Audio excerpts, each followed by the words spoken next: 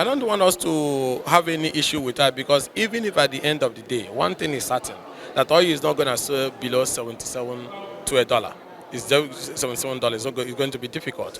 So what's that's going to happen is that there's going to be excess crude, and just like you see in the appropriation document, the accountant general is going to open a dedicated account where the money that is going to come in from the excess crude is going to be deposited. But one fantastic thing they did was to adjust the exchange rate with realities that is on the ground from 750 to 800, which now gave us more funds, and those funds were committed to the new project that the president sent in, to be able to take care of challenges that need to be dealt with.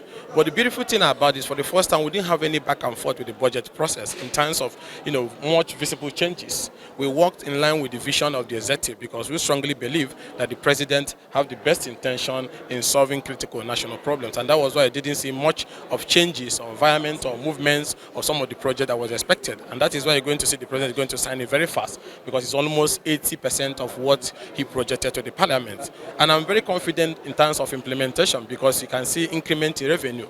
As of last year when Buhari was here, revenues were about 11 trillion or thereabout. But within a space of 7 months, revenues are about over 18 trillion.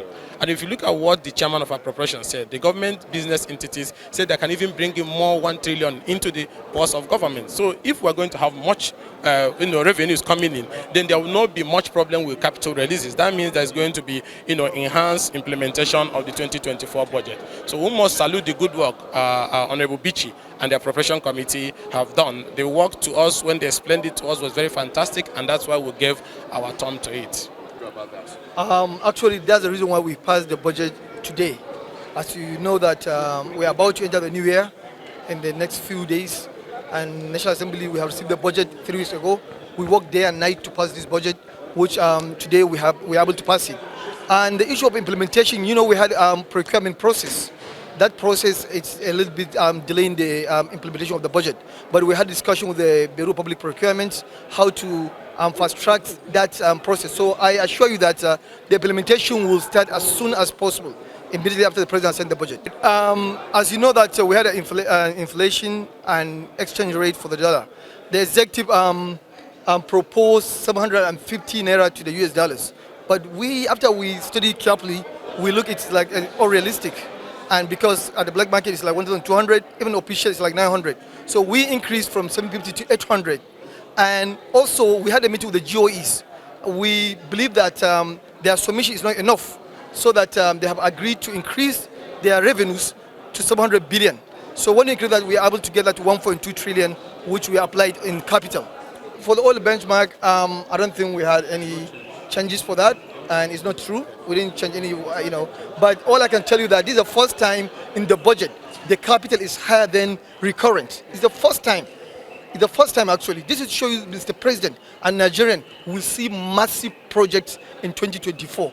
Construction of roads, Ministry of Works, we allocated about 850 billion naira for Ministry of Works for the first time. Education, health, we all give them a lot of funding. So Nigerian will see a lot. And in agri, they have about 800 billion as well. So because President said he needs massive production of food, so we allocated a lot of funds under the Ministry of Agri.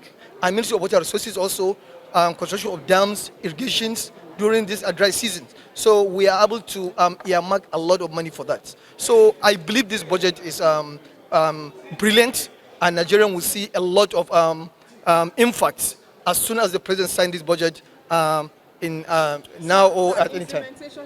I would like to say that this particular issue is something that we have taken time to do research, to look at the bottlenecks that always an issue when it comes to budget implementation in Nigeria.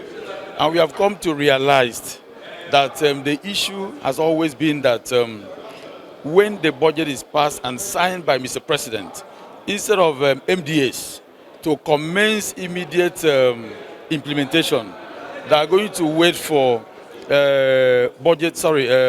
release by Minister of Finance.